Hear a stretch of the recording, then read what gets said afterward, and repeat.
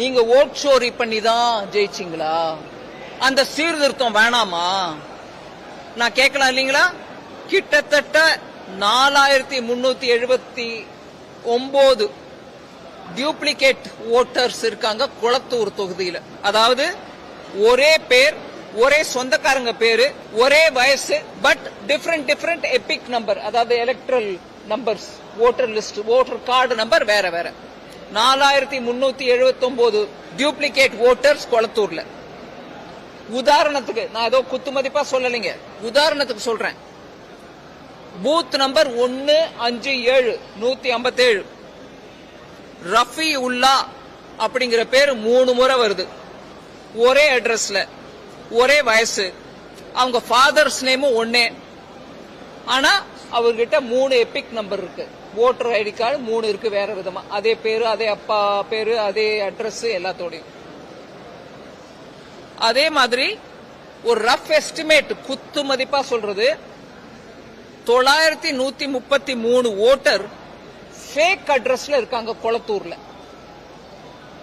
இதெல்லாம் டிஎம்கே ஓட்டு சோரி பண்ணிக்கிட்டு முதலமைச்சர் ஜெயிச்சு வந்தாருன்னு நான் சொல்ல முடியுமா? நான் கேட்கிறேன் கேள்வி. இதெல்லாம் ஃபேக் தானுங்க. இதெல்லாம் டபுள் வந்திருக்கு இல்லைங்களா? இதெல்லாம் நீக்கிறதுக்கான முயற்சி தான் எஸ்ஐஆர். இல்ல எங்களுக்கு எஸ்ஐஆர் வேணாம்னா இந்த ஓட்டு ஃபேக் ஓட்டு 3 எபிக் நம்பர் ஒரே ஆளுகிட்ட இதெல்லாம் வச்சுக்கிட்டு நீங்க ஜெயிச்சிங்களா? நீங்க ஓட் சோரி பண்ணி தான் ஜெயிச்சிங்களா? அந்த சீர்திருத்தம் வேணாமா? நான் கேட்கலாம் இல்லீங்களா? உங்க ப்ரொடெஸ்ட் எஸ்ஐஆருக்கு எகெயின்ஸ்ட்னா உங்க தொகுதியில இருக்கிற இந்த ஃபேக் ஐடிஸ் எல்லாத்தையும் எப்படி நீக்கிறது?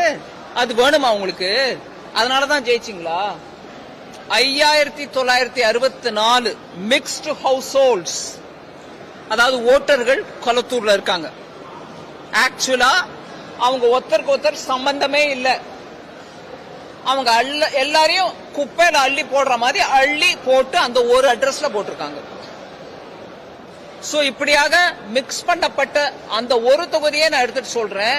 இவ்வளவு அனாமலிஸ் இருக்கு, இவ்வளவு டியூப்ளிகேஷன் இருக்கு, இவ்வளவு நம்மளுக்கே புரியுது ஏதோ கட்பட், ஹிந்தியில கட்பட்னுவாங்க, இவ்வளவு ஏதோ